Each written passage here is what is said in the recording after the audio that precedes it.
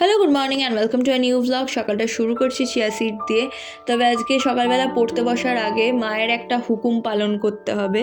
মা বলে দিয়েছে বাইরের ঘরটা যাতে আমি ডিপ ক্লিন করে দিই, কারণ প্রেয়ার মিটিংগুলো এখন সব আমাদের বাড়িতে হচ্ছে।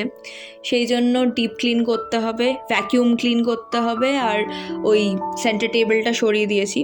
তো ঘর পরিষ্কার করে তারপর নিজেকে পরিষ্কার করে এখন খেতে বসে গেছি। লাঞ্চে রয়েছে চিলি চিকেন আর ফ্রাইড রাইস ঠিক না, জিরা রাইস। তবে জিরা রাইসে যে কে মটরশুঁটি দেয় আমি জানি না।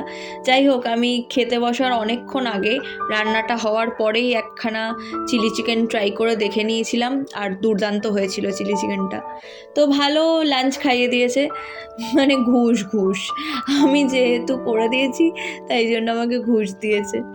যাই হোক, তো এখন সন্ধে বাজে 6:30, আর আগের দিন এই পর্যন্ত পড়েছিলাম। আজ থেকে আবার পড়া শুরু করছি, জানি না কি হবে, বড্ড টেনশন রয়েছে। তবে আজকে দুধের গ্লাসের জায়গায় চায়ের কাপের জায়গায় দুধের গ্লাস নিয়ে বসেছি। আর না লিখে লিখে পড়লে আমার হয় না, তাই জন্য একটা ক্লাসমেটের মোটা খাতা নিয়েও বসেছিলাম। তারপরে মা একটু ডাকলো মাকে হেল্প করে দেওয়ার জন্য। আজকে ডিনারে রয়েছে লুচি আর বেগুন ভাজা, তার সাথে পাটালি গুড়। তো আমার তো মনটা একদম দারুণ খুশি, কারণ ওই রুটি আর ভাত খেতে খেতে মানে মুখটা একদম মেরে গেছে। তার মাঝখানে এই জম্পের শীতে যে একটু লুচি হয়েছে, আহা দারুণ।